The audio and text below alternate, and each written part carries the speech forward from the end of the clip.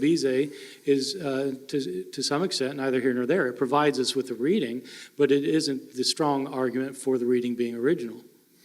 Okay, and would that be one of the readings that you feel changes the entire meaning of a book? Well, no, I wouldn't put it that way with that reading. I would say that reading provides a different nuance. Jesus gets angry a couple of times in the Gospel of Mark, and it's interesting to try and see why he gets angry in the Gospel of Mark, and this would be another place where he gets angry in Mark. I mean, it struck most scribes as a little bit odd for him to get angry at this point, and this leper comes up and wants to be healed, and it says Jesus got angry. And so, that's a little hard to figure out. No wonder they changed it to he felt compassion for the man. I mean, it makes sense that they would make the change. But in fact, it probably said he got angry. And then the task of the exegete, the interpreter, is to try and make sense of why it is. Now it says that Jesus got angry when this leper approached him. And so it changes the meaning of the book to the extent that it gives you a fuller understanding of why Jesus gets angry in the Gospel of Mark. By the way, he doesn't get angry in Matthew or Luke.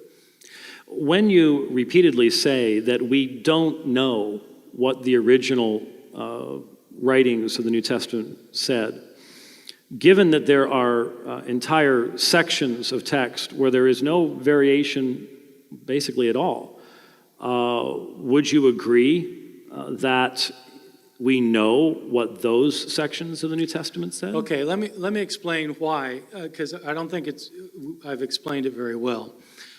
Let's say Paul wrote his letter to the Philippians, and they got a copy. And then somebody made a copy of that original, and made a couple mistakes. And then somebody copied that copy, made a few mistakes. And then the original was lost, and the first copy was lost. And that all other manuscripts ultimately derive from that third copy. In other words, that third copy was, the original wasn't copied anymore, the first copy wasn't copied anymore, only the second copy was copied twice, and both of those was copied 5 times, and each of those was copied 20 times, so that they all go back in a genealogical line to the third copy, rather than to the original. All you can reconstruct is what was in the third copy. And all manuscripts, when they agree, 95% of the time, or whatever number you want to put on it, when they agree 95% of the time, that just shows that they all go back to that copy. It doesn't show they go back to the original. And so this kind of perspective, I want to make sure that we're all understanding exactly what you're saying. This is why you would say that if anything was ever inspired, in essence, we'd have to have the original for it to be inspired.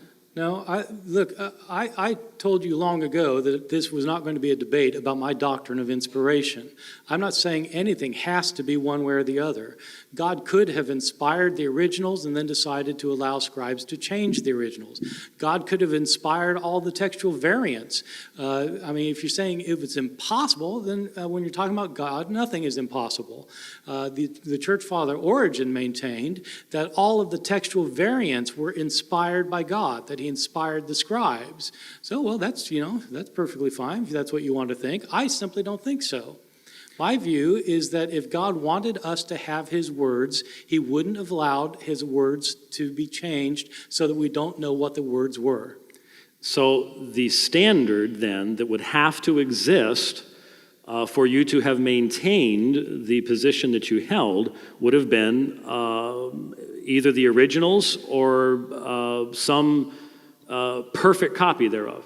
Why would God not allow the originals to be preserved? I used to ask myself that question. I mean, if he inspired Mark to write down this book, why wouldn't he let it? I mean, it wouldn't be impossible for it to be preserved. There are other books that are preserved that long. Why wouldn't he tell Christians, keep that book so that you have something to judge the copies by?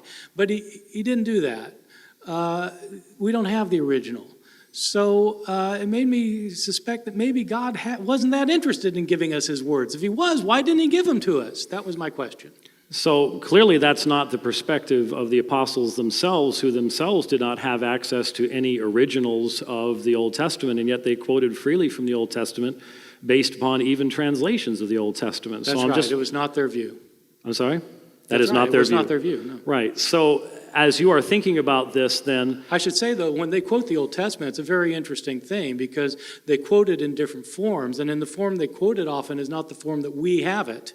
Matthew, for example, quotes the Old Testament sometimes. He'll give a quotation of Scripture that you can't find in the Bible. Why is that? Because he had a different form than we have. so to apply your standard then, how could there have been any revelation given without the ability for perfect copying down through the It ages? didn't have to be perfectly copied. God could have just preserved the originals.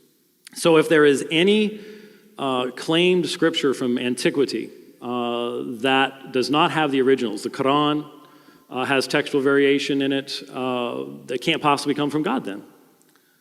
I'm not drawing that theological conclusion, and I don't really appreciate you likening me to a Muslim, I didn't.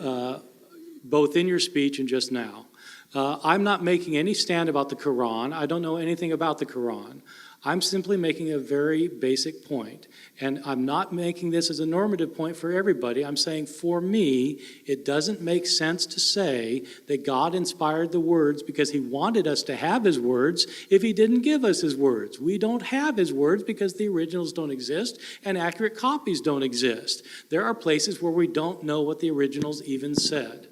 So your standard for accurate copy is perfection, is it not? Perfection. Yes, sir.